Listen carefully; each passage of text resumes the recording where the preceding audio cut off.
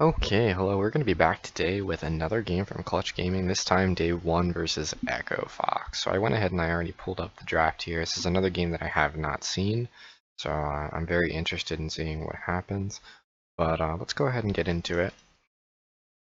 So just a quick revisal of the draft. We have Gallo here, first pick, which is really interesting. So before we actually figure out why we picked Galio first pick, because he's priority in 9.1 for a lot of regions. First, you kind of want to look at the bans and see what options Galio has. Notice how you have your 3 power picks already removed from the game that I talked about in the video yesterday for patch 9.1. Lucian is out again, and then Aurelia is also out. Cassiopeia, another flex pick that's out. So pure flex picks that are really strong. Lucian actually acts as a further counter here as a ban, because if Clutch Gaming plans on picking Galio, they definitely don't want Lucian in the game as a flex pick who can be in the bottom lane or the mid lane, since Lucian is particularly good against Galio. Okay, so without any actual Galio helpers around, or banned, I mean, then you have lots of options on the table. So there's Alistar on the table. Sorry, I'm trying to find a good color for this. Alistar, and then there's, I mean, Camille's picked here. I'm trying to think of the other ones. So Rakan is on the table. Jarvan. Basically anyone who can get on top of people and hold them down for more than a second. He's also particularly good against anyone who's going to dive on carries, because what's going to happen is he's going to be able to respond to that. So very good offensive and defensive pick, but his offensive playstyle with his ultimate needs to be enabled by one of those champions that we just talked about.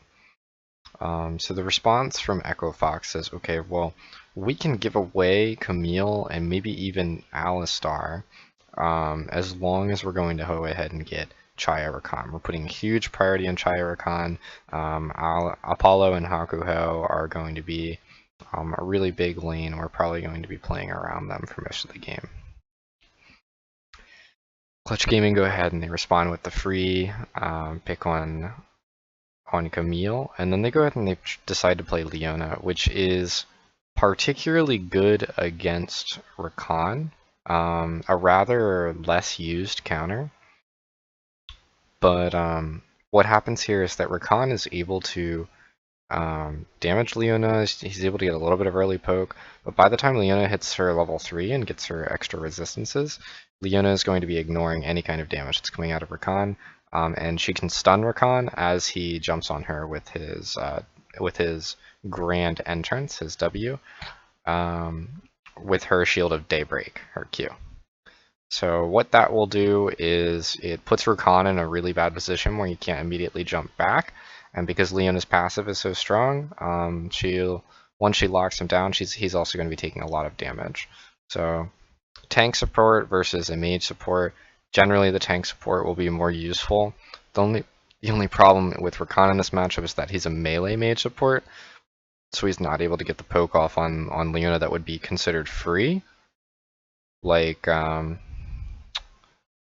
someone like Lulu would, or Nami, someone who's going to get poke damage and not necessarily be completely unsafe. You would have to rely on Leona hitting E for then one of those champions to become unsafe. So Echo Fox go ahead and they say, okay, we need a strong front line. We want to draft Sion. Sion's a really strong pick here and third pick, specifically because he's a flex pick. So he's going to be a double solo lane pick. So he can go against the Galio, and he has a pretty good push. So he can kind of hold Galio back and kind of prevent a lot of his offensive options. At least not prevent them, but de-incentivize him for offensive options, because Galio doesn't want to lose mid-turret, of course. No one ever wants to lose mid-turret. But also, he's going to lose minions. He's going to lose a wave every time he goes back, because he's not necessarily going to have the push, unless Sion gives up the pressure for a back, or he's also roaming. Second ban phase comes in. Vladimir is taken out, which I find really interesting. I think Vladimir is a ban specifically so that they're able to put Sion in the top lane. Victor would follow suit. Being a very similar, Sion would not like to lane against one of those champions because it makes his life extremely difficult. And then Clutch comes up with they split their bans between two roles. So this is really smart. They say, okay, well, there's not a lot of champions that could actually punish Galio, but Zoe is one of them. Galio is really good into Zoe because he's able to get on top of Zoe. And he's actually been considered, ever since Zoe came out, as one of the traditional Zoe counters because he's able to put a lot of pressure on the map, and he's even able to defend people who are going to be usually one-shot by Zoe somewhere around mid or in the jungle. However, as Zoe continues to receive nerfs, she still ends up being very strong after about level 5. And what happens here is she's going to poke Galio and poke Galio and poke Galio, and by the time Zoe hits level 6, she's going to be wave clearing mid really safely, and she's never actually going to be in danger. Galio's never going to be able to catch her, and Galio just ends up being someone who gets pushed in by Zoe because Zoe has better wave clear and she's very safe, and she's never going to be unsafe. So Galio will either get pushed out of lane or he's going to be pushed into restart the entire time. They definitely don't want that to happen. Not when you're playing with a Camille, where you really want to get into other lanes as much as possible. So then they go ahead and they ban Kha'Zix, which, as anyone understands, Rush does like to play carries. I've known Rush since his first time on the LCS stage. I mean, I don't know him personally, but I followed his career because I think he's a really good player. Very, very strong carry player. I love his Lee Sin, but his Kha'Zix would definitely be very scary against a Camille because Camille doesn't want someone who's just going to one-shot her early. Because even though she has really strong gank pressure early because of her her hook shot, it doesn't necessarily mean that her 1v1 pressure is very high, and Kha'Zix has extremely high 1v1 pressure. So their split bans are very smart. Not a lot of things that are going to go against Galio that's going to prevent him specifically from roaming at this point. At least not anything that's going to also put a lot of pressure on Galio itself, and possibly cause him to get behind.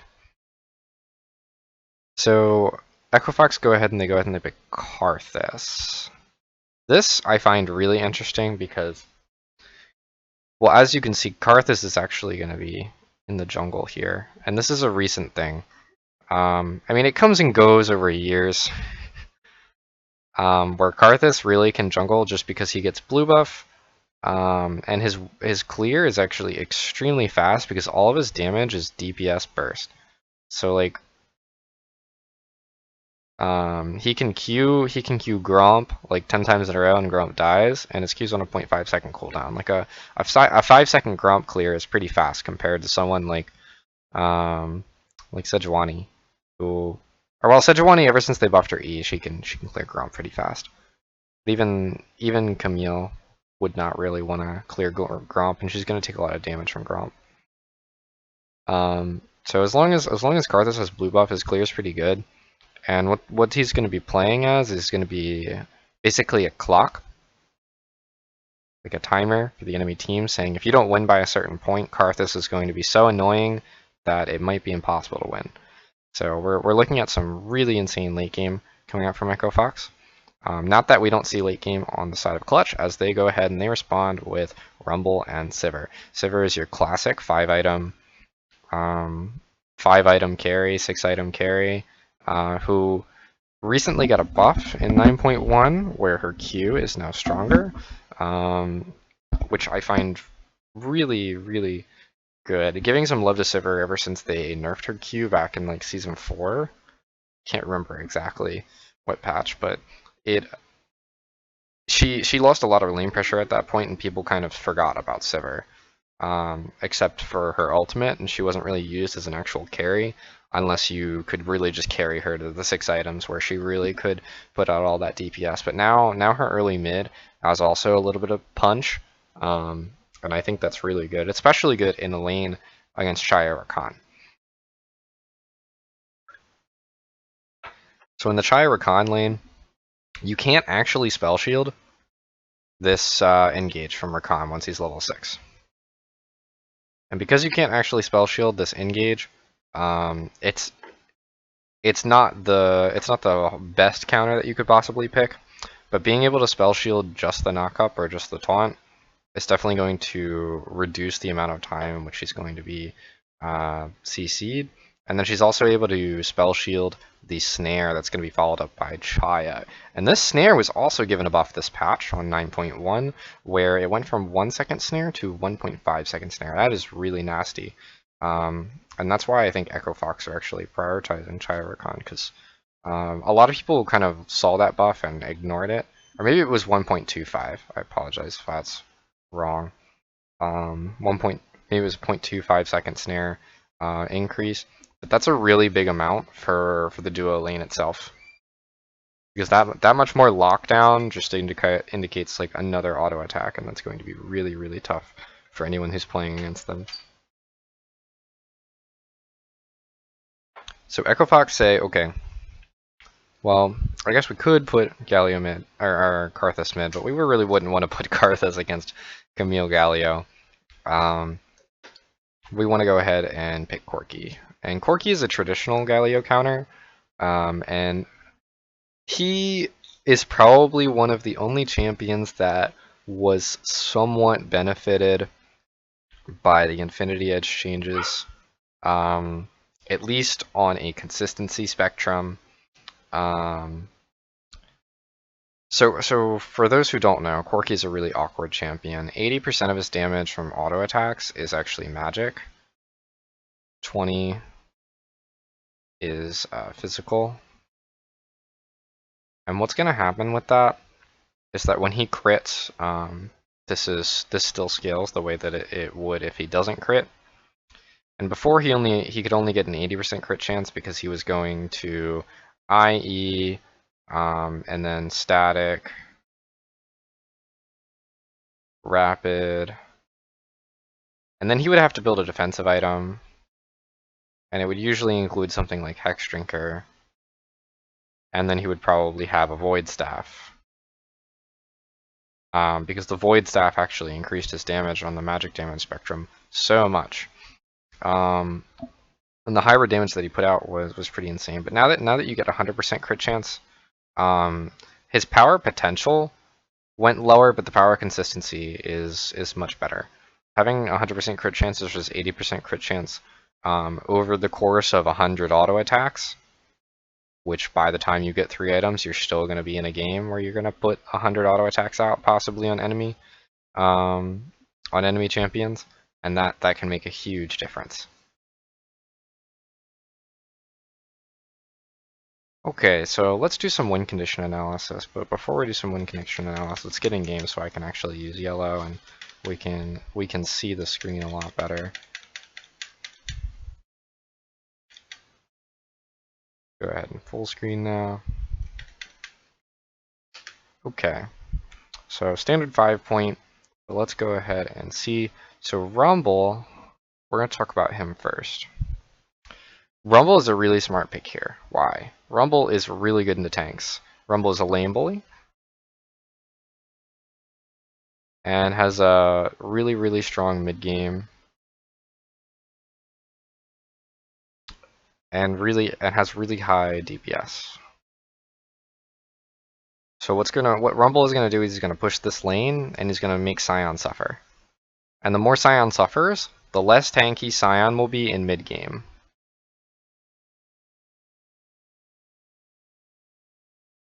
Now, why would this be bad for Echo Fox?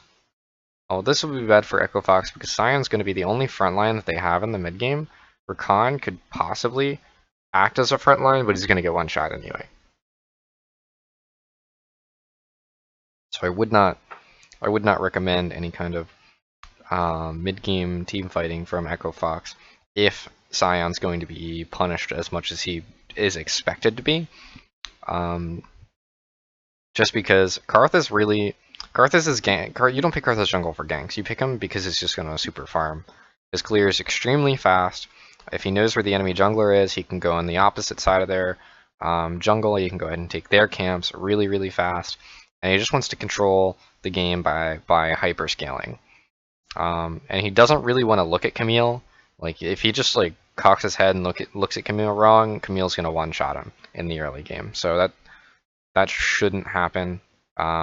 He shouldn't ever encounter himself with Camille, and he actually should be worried that Camille is going to be looking in his jungle. So what are the junglers actually going to do? So we already talked about Karthus. He's going to power farm. So Camille, well, let's think about which lanes are vulnerable on the enemy team. So because we have Leona, it is possible that this lane is slightly vulnerable, but remember that champions that have a lot of mobility, such as Rakan and Chaya, who's going to be standing back in the lane anyway, are probably not going to be worried too much as long as they have flashes. And we talked about that the other game when we were looking at Kai'Sa and Thresh. They will probably not be susceptible to ganks unless they're super pushed or they have no flashes. So Camille probably not going to look bot. Can Camille gank mid? This is also a bit skeptical. It is not. I would not say that Camille is going to have a lot of success mid because Corki usually holds on to his W because it's purely a chasing tool or purely a disengage tool. And I say disengage rather than escape because it leaves an AoE damage on the ground. So it's more of a zoning tool. People could walk through if they wanted, I guess. It doesn't do that much damage. But if he has W up, Camille's not going to have a lot of success in mid lane unless Phoenix goes ahead and makes a big error. And we do not expect any huge errors. Or at least I would hope not to expect any huge errors.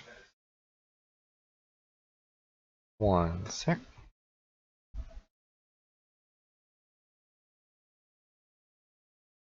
Okay. So Camille, what's the last place she can look? She can definitely look in the top side. Because Sion, if he's going to push up at all, even though he should generally not have the push in this lane because Rumble's going to be able to bully him, Sion's going to be extremely susceptible to ganks. We did talk about in the previous VOD review that you have a lot of access points to the enemy top lane as a blue side jungler. It is more dangerous for the red side top laner to push out than it is for the blue side, because the blue side can basically push to river, but if red side is pushed to river, then he can already be walked behind, and if he's pincered, then he's going to be in big danger. So Camille's probably going to be looking for top side for most of the early game. Now we'll talk about mid game later, but that's what I would expect Lyra to do. So mid lane, Demonte can actually contest the push in the early. Corki does not have a lot of push. He might even get the push at some point, but eventually Phoenix will just start pushing him out, probably level 4, level 5. Phoenix is going to start pushing him out. And Demonte is going to look to either, he might be going AP, because Demonte is generally a carry, but he might also just go ahead and build tank. Ninja Tabi are pretty strong, and any kind of damage reduction is really strong so that he can stay in this lane. And it's not necessary for him to go AP either due to the team composition that Clutch Gaming went ahead and they chose. So Demonte does not need to be the carry because they have damage from Sivir, damage from Camille, and damage from Rumble. And the base damages on Galio are quite a bit high anyway. It's not 100% necessary. Corki going ahead. Corki is a 3-item champion. You don't really see a whole lot out of this champion until 3 items. Or well, yeah, 3 items.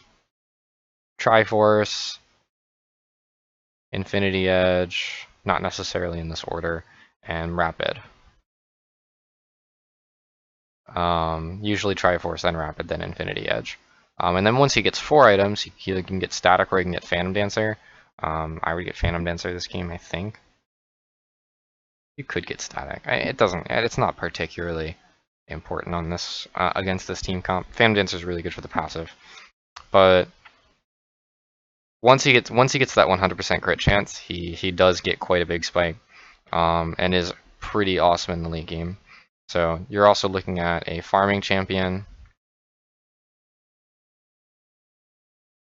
who wants to negate Galio as much as possible. So we might see a CS differential in the side of Corki around 10 minutes. If he's able to play their lane correctly, just because he should be able to push out Damonte once or twice. And if he's able to push out Damonte twice and give Damonte a struggle in the lane, then he's going to be a little bit of ahead. And he's also taking Klepto, so he does want to get quite a bit ahead of the Galio and put Galio behind so that Galio doesn't immediately hit any kind of power spikes in terms of tankiness or damage, depending on how he builds. So as the bot lane comes around, what happens in bot lane? Well, in the beginning, Chaya Rakan are going to push. Around level 7 to level 9, Sivir and Leona definitely go ahead and retake the push. Sivir just ends up power pushing. W, Q, and the entire wave's gone. And they won't have to really worry at that point about getting engaged on at all, because Leona's going to be too strong and not going to be able to allow, or is not going to allow Chaya and Rakan to give out the full damage. So Sivir is actually going to be the power farmer on the side of Clutch. And if possible, it would be ideal for Chaya Rakan to play aggressive. So I say this and take this with a grain of salt. If you're going to be losing on top side, and you expect pressure on the top side, you kind of want to have some kind of aggression anywhere on the map, and this would be the easiest place to do it. Not even because you have a really strong lane, and the matchup isn't ideal either, but because if you go ahead and you get behind, like severely behind, in these two roles, then you want to be ahead somewhere else, or else everybody else on the map is going to suffer. So what I understand is that like these guys are probably going to play really aggressive on these guys as soon as Karthus gets ult. Karthus gets ult, he'll press R, and these guys will engage. That's kind of what I see, and that's probably will be a common theme during this game. Is Chaya and Rakan will be the proactive decision makers.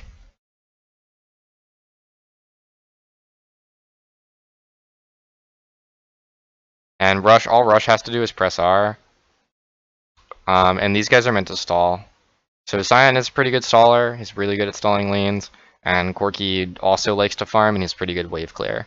Not to mention that Chaya, if she does need to wave clear at any point, like go to mid and protect mid for a little bit in the mid game, then she's also extremely good at that.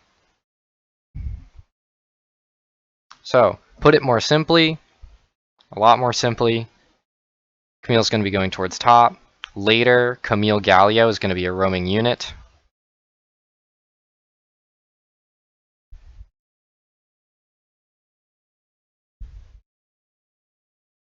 They're going to play for neutral objective control because they have zoning with the Rumble and the Galio. And they're going to look to win the game faster rather than later.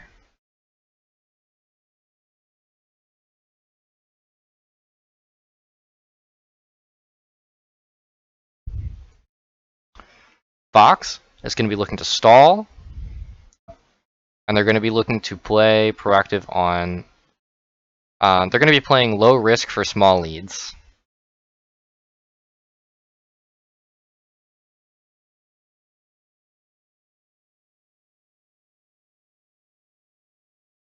That's honestly their win condition, and then they're going to be looking for later game team fights and objective control. So, late game Baron fight, they win it, they're going to win the game. That's basically what I see here. Because like, you know, if you go ahead and you revise this, this is a 1-3-1, and this is a 1-3-1. But whichever team has Baron is gonna have 10 times more pressure. But if this team has Baron, it's 10 times scarier than this team having Baron. Galio is not going to be able to push in a side lane as much as Corki. Corki's going to go walk into a side lane with Baron buff against Galio, and he's just going to take a turret in like 4 seconds. Even Scion's going to go ahead and run in with Demolish, and by the time Scion gets super late, he's not going to be able to 100% push against Rumble, but using Baron minions he can. Because Rumble, assuming Rumble builds a lot of damage, he always builds a lot of magic penetration, he still will be able to melt Scion. But it still holds a lane, and it holds Rumble in the lane, because Scion's going to be able to sustain through a little bit of that, and just look to put pressure on the tower. And then these three are not very good late game at proposing something.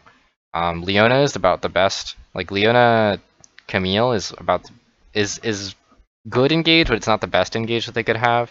Whereas you're looking at Chaya, Rakan, and Karthus, who Karthus is perfectly fine with suiciding in the late game in a 1-3-1. He's just going to walk forward with Rakan, and then Chaya is going to live and take any kind of turret he's going to take. So late game Baron fight, if these guys win, they win the game. These guys don't even want to get to Baron, or they want to take free Barons. They don't even have a high Baron DPS like these guys. These guys have 3 champions that are DPS. We only have 1 on Clutch Gaming. It's very clear that these guys are playing for late, and these guys are playing for early mid. So I do like a game that is very clear. But let's see how they go ahead and play it out. Let me take my Epic Pen off the map.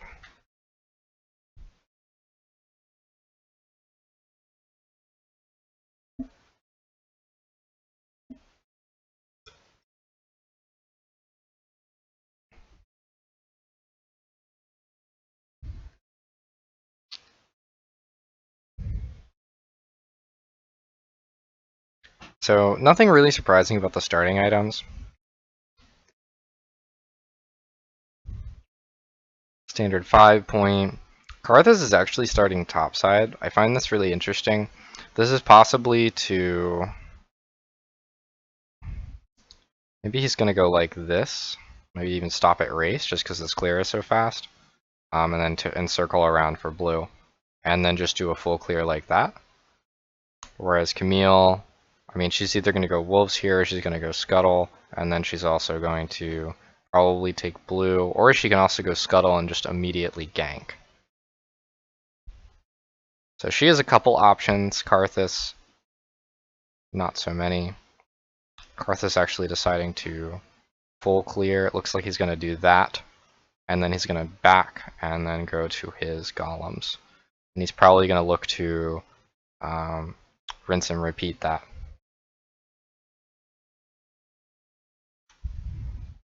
So Camille's lane priority in both lanes. She's not really going to worry too much about trying to get a gank off.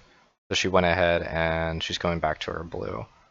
Camille's jungle clear is not that fast. Notice how she's actually 3 camps in. Karthus is on his 5th camp.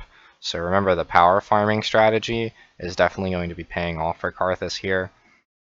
And the priority that he has in bottom lane does allow him to take this crab pretty easily, because he does know that Camille started red, which means that she's definitely in the topside jungle right now. It would be very strange for her to not be.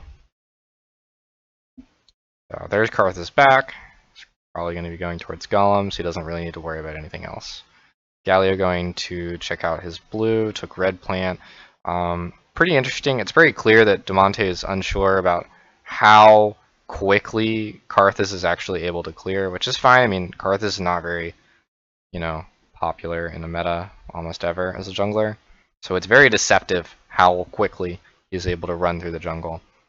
But because he was able to check that he backed, he communicated with Huni. He's like, Huni, we need tabs on Karthus. Go ahead and get his golems. So Karthus does get spotted in a ward here. This is good information. This is good real information that CG is able to use. That was a very good engage. That was the nullifying orb coming out there. If it looked like that Galio did not do any damage with his Q, I'm pretty sure that was a nullifying orb.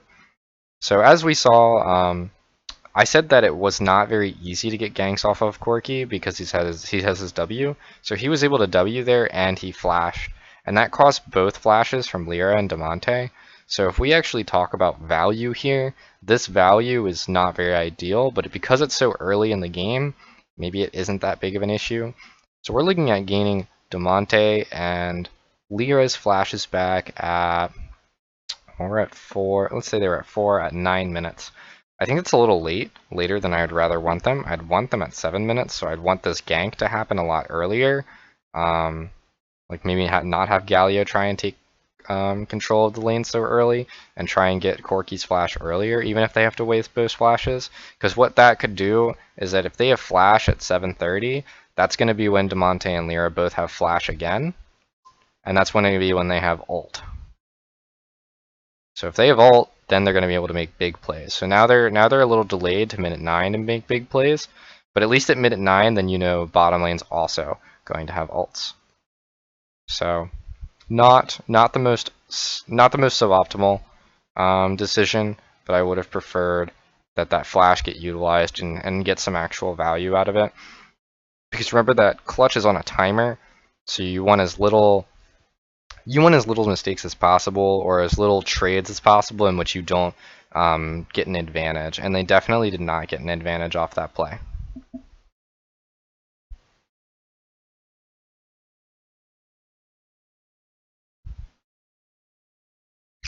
On the other hand, Fox is very content with that play. Phoenix says, okay, I lost my flash, I'm still safe in my lane, I'm going to get some vision on bottom side, and I'm going to play towards bottom side, and I'm going to try and play really safe. Other than that, Fox just says, okay, we're going to keep farming across the board, it's not very important for us to try and pressure anything. On the other hand, though, Lyra says, I know where Rush is, we got a ward there earlier. Does want to look for an aggressive point there. I think that this could have been. Let me see this here. I think Lyra can force Rush flash here. Like even if you just force Rush's flash, this causes a big problem for Rush. It makes his farming extremely unsafe. And if Karthus is unsafe, it basically is just free gold in the pocket of Lyra. And I do like this situation that they're in here. Even though Corki could rotate pretty quickly, Galio's already on the rotation as well, and Leona's already in the jungle. So I think that he could force this. He could force this flash, and he doesn't actually have to go in to try and kill Karthus. He can just walk back out, or even walk out this way and meet up with Galio and Leona here. And if the enemy bottom lane wants to roam up, they're really just going to walk this way. Because Corki's not going to hold any CC, he's not going to hold them here, they're just going to walk, they're going to walk right out. So if Chayam or Khan want to miss CS while Sivir farms, because Sivir doesn't actually have to rotate, if that's the path that they take, then it seems that it would be a positive trade for Clutch. Chai would miss a little bit of CS and experience, Karthus would have no flash, and they'd be able to further pressure Karthus. They could say, okay, well Karthus was just on his blue side, Rumble's gonna go get a ward on his race, or maybe even here, where he would go to his golems, and then Camille is actually going to go back into his jungle and say, well, you don't have flash, I'm going to get on top of you, I'm going to one-shot you, and Rumble's going to walk up, because in a minute here, Rumble's going to be a level 6 as well. So Rumble, Camille invade onto a Karthus with no flash, that sounds like a free kill to me.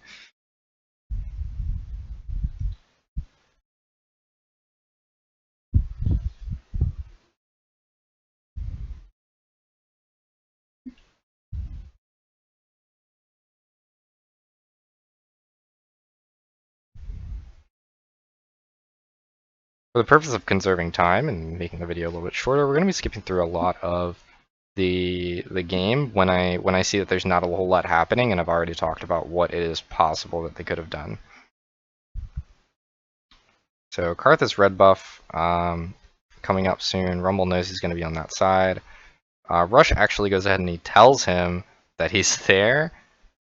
Yeah, that was interesting. Okay, this is very irresponsible for Rush. Rush has no incentive to be here. Like, I understand that Rush does not want to be stuck at his blue buff when he knows, or not his blue, at his red buff when the enemy has vision, when Galio has ult, and Camille is going to be hanging out an ult, and he has a rumble with lane priority on the top side. That is not what he wants. But he doesn't also want to just show himself against a level 6 rumble who's got heat. Uni's being very good about managing his heat, and because he's doing so, he says, wait, there's a Karthus here? I'm gonna eat him. I'm actually gonna eat him. Overheat, auto attack, and just destroyed.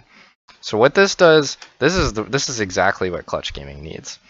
They need an advantage on the Karthus, and if they get an advantage on the Karthus, Camille's gonna go ahead and get his red buff, and Camille's gonna start actually being able to control the game from topside, because controlling from topside is definitely gonna be the easiest way to win this game, and then converting that lead into bottom side later.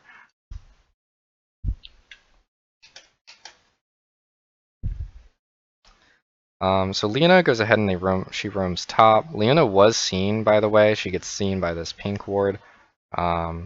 She heads towards mid, but maybe she knows that she was seen.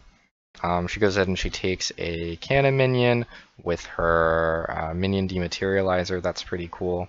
Here's the replay with no. I'm sorry, that's just funny. Completely unnecessary by Karthus. So Leona just going ahead and make a good rotation just to go ahead and she can get some vision. She can make sure that Camille's safe when she's taking the red buff. She wants to make sure that Rakan didn't rotate either. Because if Rakan had rotated and Leona didn't, then Sion and Corki might collapse on her. Walking into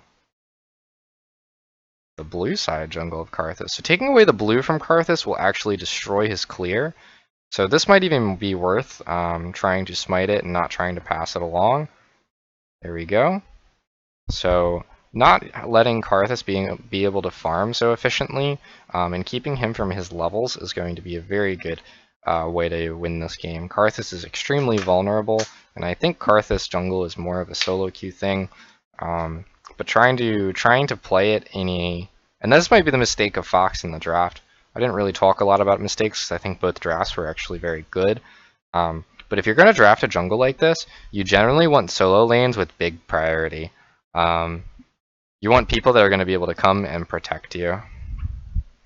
Because now that Karthus is behind, we're going to be looking at a Fire Dragon that Clutch Gaming should be easily able to control.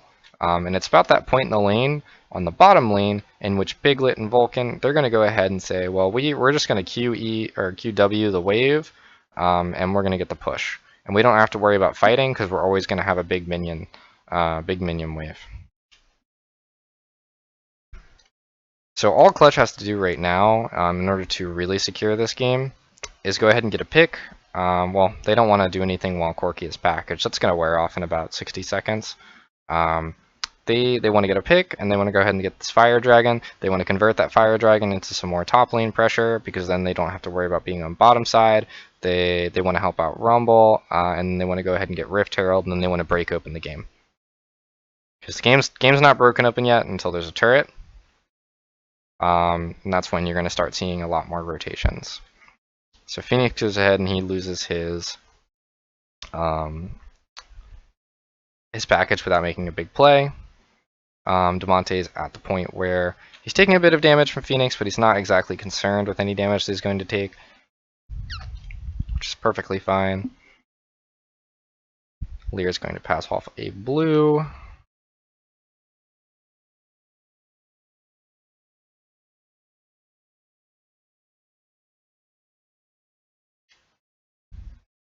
I think Lear is just finishing his jungle item. Yeah, okay. So it would be smart of Clutch to go ahead and wait until they have some pretty key items before they go ahead and make a really big play, like go for this Fire Dragon. Because a big mistake could just give Fox just enough time to go ahead and get to a point in which they start to scale pretty well.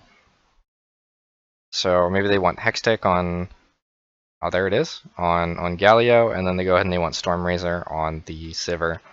Because they already got their jungle item on Camille, so they're going to be doing pretty well.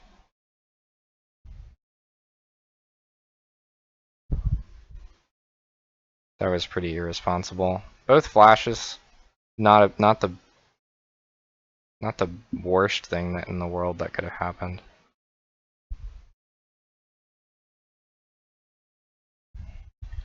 So hold on, I just want to see this again.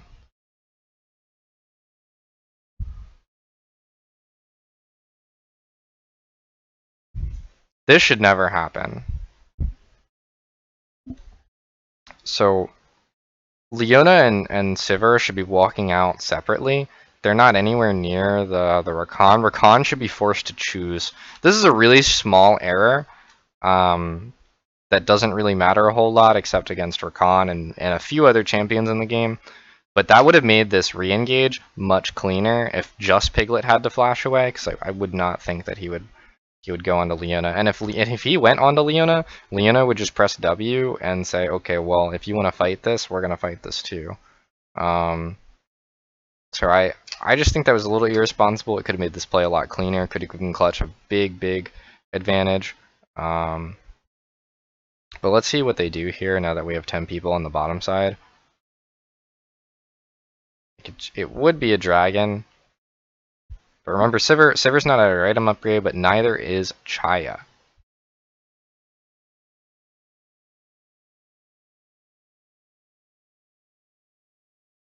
The classic hover. There's the full engage, there's the Galio ult, there's the Rumble ult. Good stacking. Rush is in not a very good position to maximize his DPS.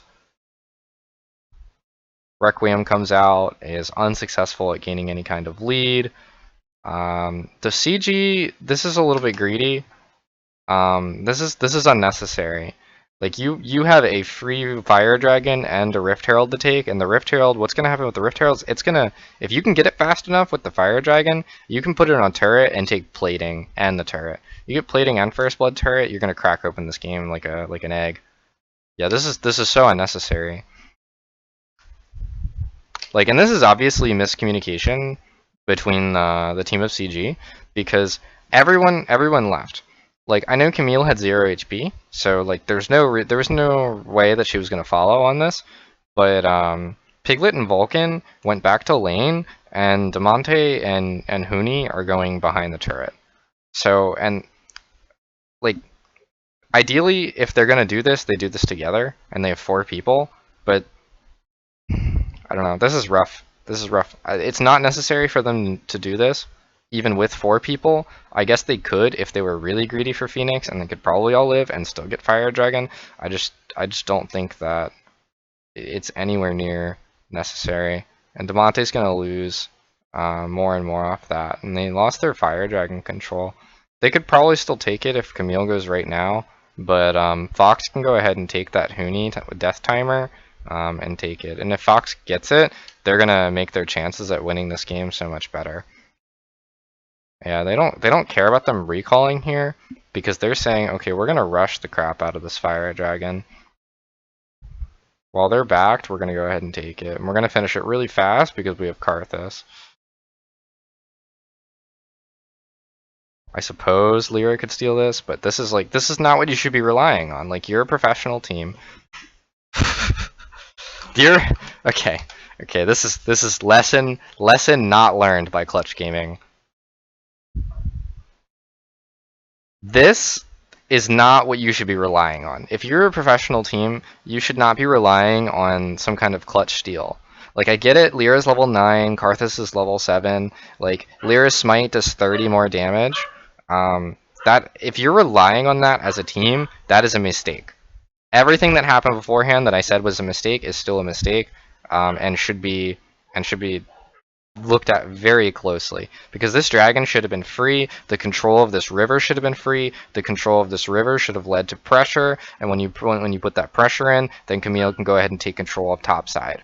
And once Camille takes control of top side, Rift Herald's free, and then they look open to craft open the game. They look to craft open the game by making a rotation towards the top side with Galio or towards the mid with Rumble. So I'm a little disappointed with how that turned out, because Fox deserved that for the error that Clutch Gaming made. Like, this is fine, but let's see the replay again where they separate. So Phoenix goes ahead and he flashes. So step by step here. So they're going around. Just remember, like, they have to go all the way around there, and they're already here. Like, can they wait? Are they trying to push the wave and strangle them? If they're trying to strangle them, then they can't go under tower, because, you know, if you look at what happens here in a second, they say, oh well, we wanna fight this now. Very, very disappointed in that.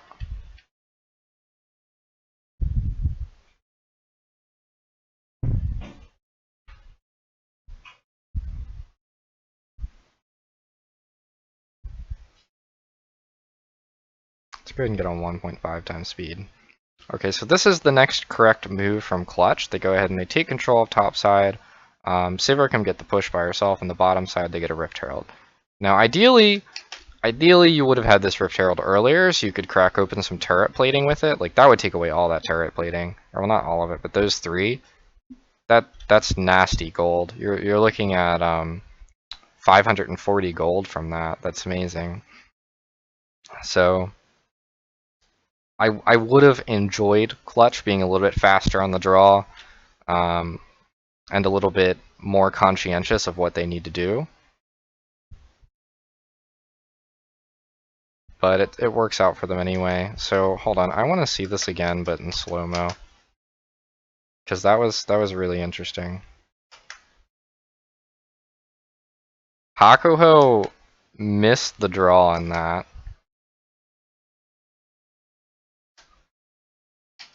Piglet just said, see you later.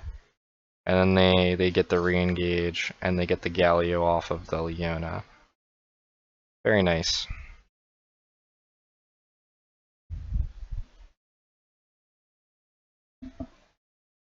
Okay, well, this should turn into a Rift Herald on the bottom side here. And then Rumble has the push in mid. I don't think it's necessary for Rumble to come bot here. Or no, they want to take the Rift Herald mid. Like, you have two options here. Like, you put Rift Herald bot and you try to strangle them because you have a lot of tools to dive. Because, like, and you know, I was wrong a second ago. Like, if Rumble actually comes behind them, they can Rumble ult and they can actually strangle those people under the tower. And then Rift Herald the tower, and then get the Rift Herald the second tower. And it doesn't matter if they take the second one, but that it is threatened. So if it only has half HP, Fox has to be a lot more careful about it. Because if they lost an inner tower without losing their other towers, then, you know, their map geometry is just going to look garbage, and they're not going to control all of bottom side for the rest of the game. They're going to give up every dragon for the rest of the game. They're not going to have any vision down there. They're not going to have any blue buffs for Karthus. Nothing's going to happen. Now, if they go ahead and they crack open mid, it's about as equally as good. It's overall better, I guess. It depends on how you're gonna play. Like, if you're gonna play much safer, and then this is definitely the play. Like, they're not even trying to push the Rift Herald into the second one, which is fine because they had to rotate and they took so much time to rotate to mid lane. So you're basically wasting like half the Rift Herald. But if you rely on a safer game, like a more calculated game, rather than trying to force things that are probably possible, but it's also more possible that you could make a mistake, then I'm definitely in support of this decision. This also opens up better map options for them because they still have mid turret and the enemy does not. Now that they can control mid, they have easier control over Dragon and Baron. So maybe Clutch Gaming wants that. They say, well, if Fox is going to start playing slower and slower and they don't want anything to happen, as long as they have that mid turret, it's a danger for us when Baron spawns because we don't want them to have any control over the river because we want to be able to force them in situations that they don't want to be in. So if that was the reasoning, then I'm okay with it.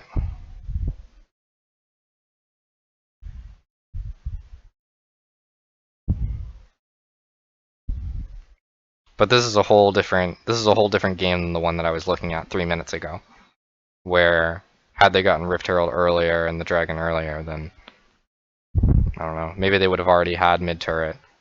They would have had 3 people mid, and Sivir would be pushing in bot and holding Chaya there.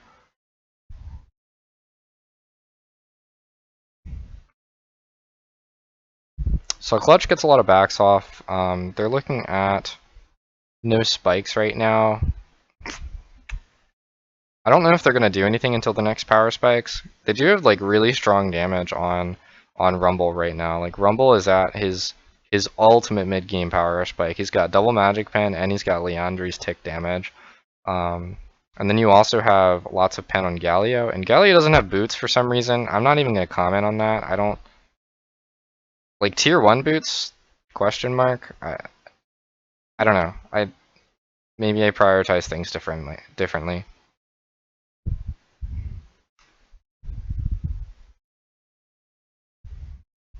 I would like him to be able to get in position for ultimate or get close enough to ult much faster than base movement speed 335. This is another blue buff that they're looking to take away from Karthus. Camille goes ahead and she smites it away. They're going to go ahead and get this dragon. This dragon's really good for them. It's actually better for them to take it away from Fox than it is for them to have it, because they're not going to utilize it all that much. It will make their Baron a lot faster and a lot easier, because they have less DPS. So that is quite important and puts a lot of pressure on Fox, putting a lot of weight on them. Sion's starting to ignore Rumble because he's got Adaptive Helm. Rumble says, fuck you, I'm going to push the wave and I'm going to leave.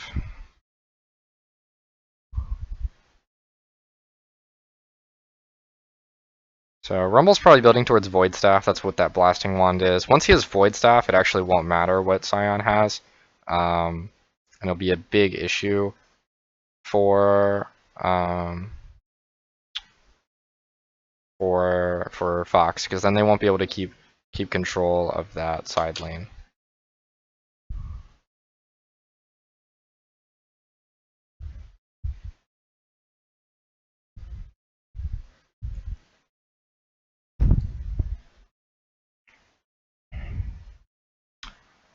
So CG goes ahead and they make a quick rotation to the top with 3 people. Fox goes ahead and they match it. So really nothing's happening here. What CG needs to do is they need to look for a force. They have a lot of forcing tools. They just need to find a situation in which they're putting enough pressure across the map at the same time that they're able to do something like this. Okay. I didn't have to wait very long. I was getting impatient. Spread your enemy's resources thin, look for an opening, and attack the opening as if it were a wild boar. That's what they did. Now the Baron call is interesting. Very well performed. A little bit greedy from Lyra. I think there's just a lot of greed because it's the beginning of the season. People like want the stats or something. So you're saying here, when you're taking Baron, you're saying, we want you to fight. Okay, well if we want you to fight and you have all your flashes, like one, I'm not a big fan of this. Like I would have totally gone for top tower. I would have said, okay, well, we're not going to get Baron now, but I'm going to take away all of your control over Baron for the rest of the game. Like that would have been my decision. I think it's the safer decision. Like this kind of puts a confliction in me and whoever the shot caller is in clutch, because like earlier there's definitely like safer decisions being made, and now there's definitely more aggressive decisions being made. This is extremely aggressive. It's 5v4, but you're looking at all summoners on these people. You don't have summoners on Vulcan at all, so that is a little bit of a disadvantage. And you don't have all your ults either. You're missing 3 ults, and they have 3. And they're gonna have a Requiem in 10 seconds, so that's really important to keep in mind. Requiem is not something to fuck with. But you know, they are the team that wants to win faster rather than later. So I guess this is okay. They didn't really get anything off this play. This is my issue too. Like, you are not guaranteed to like just crush this fight. You don't have really any good one-shotting tools without the Camille ult and the Galio ult. And Camille had ult that fight, or maybe it was just coming off cooldown. It says she has ult that fight, so I don't know where the Camille ult is gonna be coming out. Like, it could have came out way earlier. Like, she could have ulted solo way before he flashed. And I think that was Greed holding her ult so that they didn't get anything. Because if Solo dies, like they could try and still force top tower after they push these guys out. I wouldn't be like the biggest supporter of it because they lost so much health bar off the Baron. Because remember, when you fight back end off Baron, you're down armor and magic resist. So when you're down armor and magic resist, like that's also a pretty big disadvantage that could happen. And these guys have pretty healthy health bars, and you don't have any pressure on anywhere else in the map. Like, I just think like the situation was not right for the Baron call. That's my conclusion. I think it would have been much easier to go get top tower.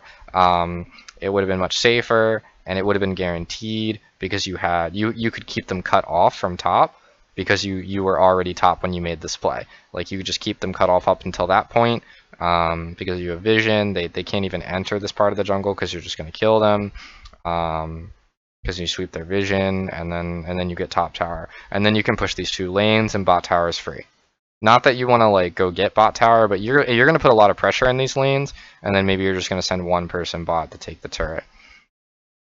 Their team comp's not the most amazing for that. I'll just say that, but it's still a very easy decision. And then like once you break top tower, remember that tier 2 top tower is really easy to control. Like, you control this part of the jungle right here. Like, you don't actually need their mid turret. Then you can get that top tower. And once they lose all of that, all of red jungle, then you can get Baron pretty easily. You can make pretty good calls because then you can just keep vision control everywhere. They have to sweep the entire thing on their way to Baron. You were actually clearing Baron pretty fast because you do have Rumble there, and Rumble was dealing a lot of damage. He's a little fed. I just think there was so much more that could be put into this that was not the Baron call. And even with the Baron call, it could at max given them 1 extra kill. And if they greeted really hard, then it could have at max given them a death because the Requiem would have come up. I find this interesting from Fox. So in the aftermath of this fight, as I was saying, Fox did not have to lose this tower. Like, they went 3 mid. Like, Chaya or Khan could have gone top here when they saw that teleport. They could have been relieved by Sion in a minute. Like, Sion would be there very shortly. Even Huni could have just wave cleared here. Or not Huni, Rush. Because Damonte's not... Oh, I guess maybe Damonte could, like, one-shot him, but I really don't think so. I really don't think so. That turret was not destined to go down. At least not yet. Not without CG making a big play. Like, they had to force it. If Fox wanted to defend it, they could have. So, them not defending it was really just... I guess they preferred getting all of their backs in and getting all of their items. Like, they do have a 2-item Corki. And now they have a 2-item Chaya. So they are getting pretty strong. By the 25-minute mark, Karthus is going to be really annoying. I don't know how long this game goes, but...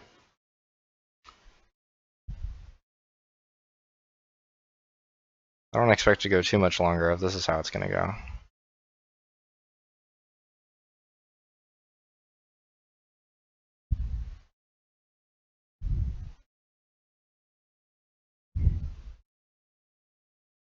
So let's just talk about this because it's irresponsible.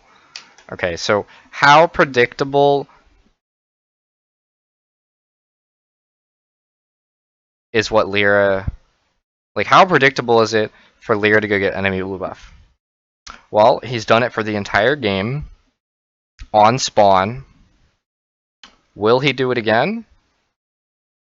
Most likely. I would definitely give a most likely. I don't know, I find this really irresponsible. Like, all of your vision control is in topside. You want to deny the blue buff from Karthus because maybe you don't want Karthus to have it. But rather than contesting this blue buff, like, get Rumble to place a ward and have Rumble rotate over, and like Rumble could place this ward way earlier. Like, he doesn't have to push in this wave. You can definitely lose the wave. Like, you're trying to win the game fast, fast, fast. You're in a timer. Get a ward on the blue buff. You see Karthus on this blue buff, you start Baron with Rumble. Like that is what I see right now. And like, you're in that position because of what happened earlier. Like, you needed to get bigger leads. And now Camille just like walks into this 0 ward area. Like, no vision. Like, she had vision here. How far does that actually reach? How far does this ward reach? It probably reaches like here. It does not reach this jungle entrance. So it's not very good. I don't like this. Like, you can't just let some of your probably most important engage get one shot. And like, you're playing in a no vision area. Like, you place a pink ward in there, but it's not gonna help you. Like, there's so many choke points here. And like, choke points, Rumble loves choke points. But also, you know who loves choke points? Karthus, Jaya, I mean, Corki kind of, but not really. Corki's kind of out of it. But Karthus and Jaya are just like, alright, well, if they have to run in multiple different directions, we're gonna just pick one person off at a time. We're just gonna one-shot them as soon as we see them. So now you get Corki on a blue buff, and Fox regains pressure. If Fox gets this dragon, it's kind of GG for Clutch. Alright, Clutch is in a really bad spot now. So Fire Dragon's even, but it benefits Fox because they have the late game scaling. I mean, not that Fire Dragon is really just good overall, because it gives you just base stats. But Clutch needs to make a big play, and they need to do it fast. Well, that is a big play. So I think Clutch is very aware of like the dire situation that they've put themselves in. But I don't think they have any control over it. Like, I think Fox gets this Baron as soon as they get a pick. And with Rakan, they can definitely force a pick pretty easily. All they need to do is push their lanes out and spread them. Try and group. Clutch says, we want this Baron. We want it, we want it, we want it. We need to take it from you by force. Lots of pink wards, I like that.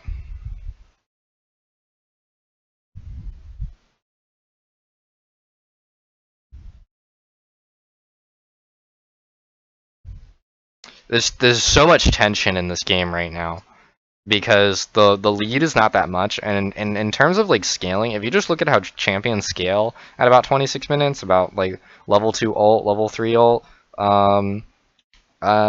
territory, 3 item territory, you're gonna be favoring the late game champions at that point, or at least mid late champions, like, you know, not your 6 item champions, but definitely your 3-4 item spike champions. And that's gonna be really unfavorable for champions like Camille, Galio, and Rumble. Or, well, not Rumble. Rumble's actually pretty good right now, but...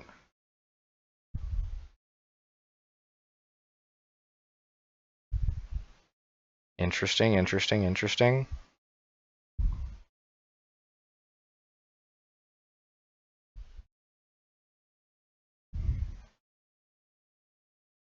Holy crap, this game is so tense. Alright, hold on, let me see this again. I want to see how this started. I just didn't see how this started. Okay, so Leona Luna misses a Zenith Blade, and Rumble goes ahead and ults, takes away Paolo's heal, and then Solo comes in from the backside. Rush comes in from the backside. I have no idea what Rush is doing here. Like honestly, Rush is just a big question mark right now. And he's done this like several times in the game, in this specific game, where I'm just like, he does something, I'm just like, I don't have a response. So I don't know what Rush is doing flanking from this side, but all I understand is that probably threw this fight away from Fox. And Fox playing 4v5 here, this is 4v5. Like, Rush, all he got out was a Requiem. And the Requiem wasn't even that strong. At least not yet. It's just gonna get stronger and stronger minute by minute. So we've got big problems for CG if they're having trouble being able to 5v4. And even in the 5v4, they went ahead and they lost Camille. So this is just getting tougher and tougher. So CG needs to find some way to either get a pick and convert that pick into Baron. That was Requiem damage, 2180. That's pretty funny. They need to get a pick and convert that into a Baron, or they need to somehow win a fight and maybe get an inhibitor. If Clutch can open up an inhibitor, like if they can break an inhibitor, that's definitely enough tempo for them to take control of the game again. But if they can't do that, then they're having big issues. This dragon should be on the side of Fox. I don't really expect it. What is happening here? Like, hold on. This is really bad for Fox. Like, okay, this formation is okay. I don't know why Rakan's over here. Rakan should either be here. I'll use pink. Rakan should either be here, or he should be here. Because remember, blue side is going to have better access to Baron, or not Baron, Dragon. Red side has better access to Baron. So because they have better access to Dragon, they're going to come in from two sides. Unless they have mid control. Like maybe Hakro's here for mid control, but I completely disagree with that. Like it's so unnecessary. You're already on the Dragon. You know that there's going to be a fight. You can't be separated from the team because like unless you're willing to flash ult right now, and if you're gonna flash ult, like you better win that fight. Like you better catch someone important, or else this game's gonna be cracked. So there's the ult from Rumble. Rush dies again. Clutch point. Lyra gets in. They're not able to kill Solo. It's just impossible. And Phoenix and Apollo are just crushing the front lines of CG. So they're just killing Rush over and over again, which is really good because you know it's just free gold, it's free leads. But they're struggling really hard to win a fight. However, the second Mountain Dragon, like if they can get Baron, that is also a game changer. Let's move forward because there's so little that's important right now. Like there's some chipping away at towers from Fox. I don't wanna. There we go. Solo goes ahead and he looks for an initiation. The Leona ult comes out. There's the Rumble ult. Fox gets complete disengage. So because Apollo's so low right now, they might want to look to force Baron. If Apollo has any lifesteal, this won't matter too much. Yeah. They do have Galio ult. Ooh, that was really good.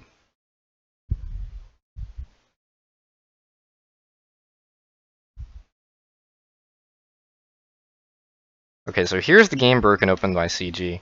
Because this is really difficult for Fox. They say, okay, well now we don't have any control on the top side. So I don't know how this happened. Let me go back further. So maybe it was important what's happening here. Okay, so a minute and a half earlier, we're holding pinks. We only have one yellow trinket. It's used. Rakan's holding wards, and they're on bottom side. So Fox is being extremely irresponsible. Or maybe that's an eye. I don't fucking care. This is Like why does Fox not have this jungle warded? That's my biggest question. Because what happens is that because that jungle's not warded, they don't see Galio. You know, you fast forward, you say, okay, well they have zero control over this top side. They could enter river, but then they could get flanked from here or here. And like I think they're expecting Galio to like be here, here, or here.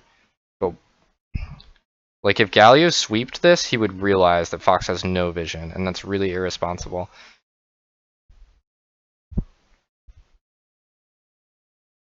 So gets a word on Baron. He says, okay.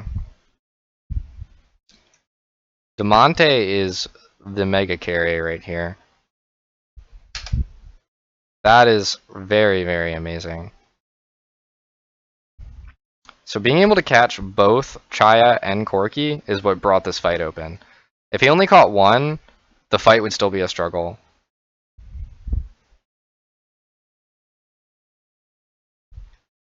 Alright, so what can they do with the Baron? Because it's very obvious that they're going to take the Baron. So they can try and 1-3-1. It's not extremely favorable. They might do a 4-1, which is more favorable. Fox knows that they can only defend towers.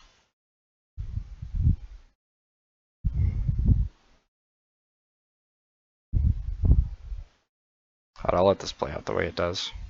I won't fast forward anymore, just because this is a very tense moment. Okay, so they're 1-3-1ing. This is not your ideal setup right here.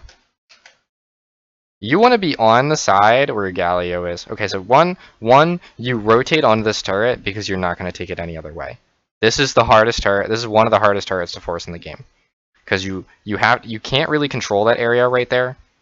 So trying to go behind the turret is really hard. It's not like the top lane turret. But if Galio was here and Rumble was top, we'd be talking a completely different story. Because one, Galio, I mean, he will have ultimate, but it does not reach bottom. I can see that he's starting to rotate now, but if he chooses to go for top turret, I think that like while it's valuable, while it's a gold lead, I don't really like it. I would rather him be in position so that he's able to ult. So maybe I would switch them because Huni does have teleport, and I get that a teleport, like it takes a long time to teleport. It's what, 4.5 seconds, but it's extremely difficult to not have Galio, because like if Fox decide to try and do something here, and the Rumble ult misses, then they're gonna be fucked because they're not gonna have a Galio ult. But you know, whatever. They want to play higher risk, that's fine. They do have the Baron buff. And splitting 3 lanes is the way to go. I just don't agree with the lane assignment. Or maybe it wasn't the lane assignment. Like, I would have agreed if they, like, rotated differently. Like, they want to rotate all top side, force them top, and then the enemy team has to all come top, and then not even Sion can stop Rumble from taking bottom turret. I would have been completely okay with that. I think it would have been easier, even still. So Fox says, okay, we have to do something. Corki comes in with package. They're able to get 2 kills and stall a little bit, but they have a completely open base.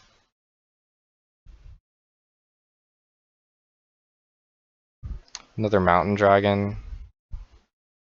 Fox might want that, but I don't think that it'll change the whole game. It'll just stop CG from getting inhibitors so easily. So now that they're open inhibitors, like they're just gonna walk in 3 lanes. I don't need to see all that again.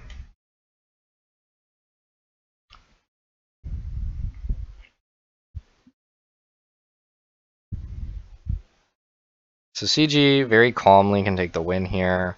Looks like they're just trying to finish a few items. What did he just... Did he buy something? I think he bought a potion, the Galio. I was like, why is he backing there? Get a 4-item Sivir. Fox with the engage. Solo missing on the engage. Camille coming in. Complete destruction.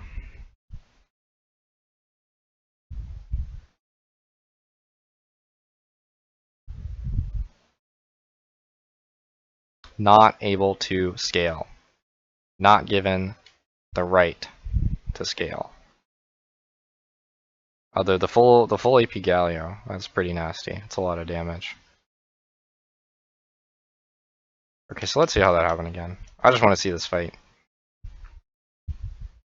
I'll put it in a slower setting. Go 75. So Lyra dives in on the back line. Rakan tries to get away. Look at this angle here. Rumble gets a really good equalizer. Jeez, I couldn't remember the name of it for a second. And Fox just run right through it. Like, there's only, okay, so obviously if you see a skill shot of some kind, if it's linear, you run perpendicular. The fastest way, or the fastest way to get out of a zone is perpendicular to its border. So like, fastest way to get out of a circle when you're in the center is any direction, assuming that it's an actual circle. So what's really important here is that they don't need to like all be together.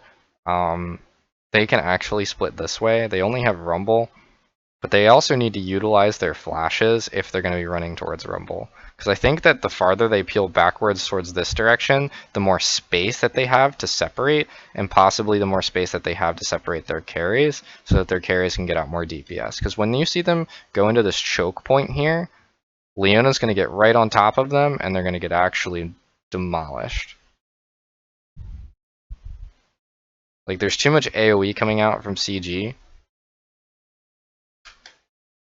Like, remember the two things that come out and give the most damage from CG in the late game are going to be Sivir and Rumble. They're both AoE damage.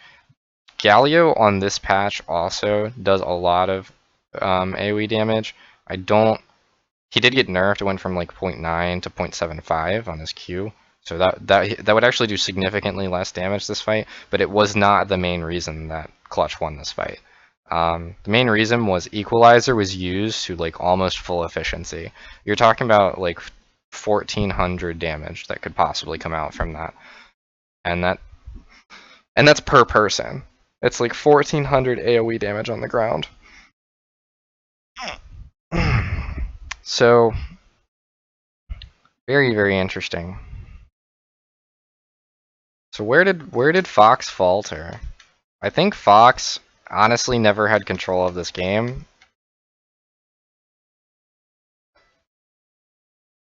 I kind of want to look and see if they had control of the game at any point.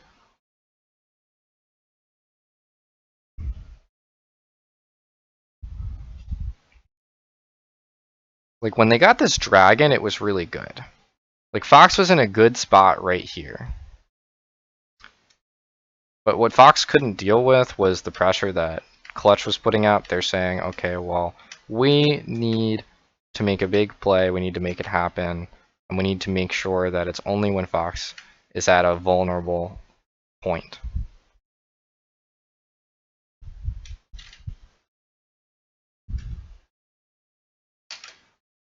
Honestly, I think a lot of Fox's loss falls on Rush. You give someone Karthus jungle, they have to do a lot. But like, this happens over and over and over again all game. It happens in the early game. He gets caught out. He could have even been abused more in the early game. There's so much that relies on Karthus when you pick him that it probably would have been more useful to put someone who could either one counter Camille in some way. So let me offer an idea. If we go back to the draft, we can actually see the bans here, because I just want to check. Yeah, there's Gragas is open. Gragas would have been great here. Gragas counters this, the Camille, keeps him off the carries. He gives a lot of early game pressure. He can definitely help out the lanes. He can help out Corki. He can help out bottom lane. Gragas goes great with Chaya Rakan. He can definitely Force 3v2s in bottom lane, Force dive. There's so much more that could have been done that gives Echo Fox a lot more aggressive options. And I think that's a really big mistake that caused them to lose. Besides the fact that Rush just did not play to par. And you have to play more than par if you're going to be playing Karthus jungle. Because the second Clutch get that Baron is the second that Fox no longer really have control over what happens in the game. I want to see that fight again. Yeah. This shouldn't have happened. This is all dark.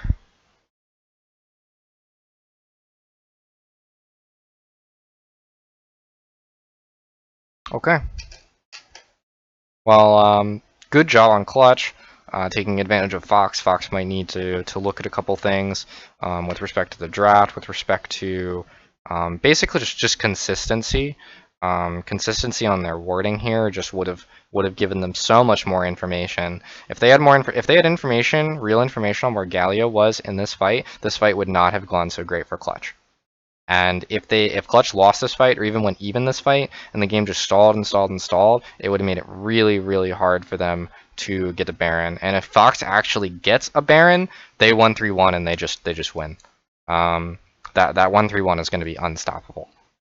So that's my conclusion. Thank you for watching, and have a nice day.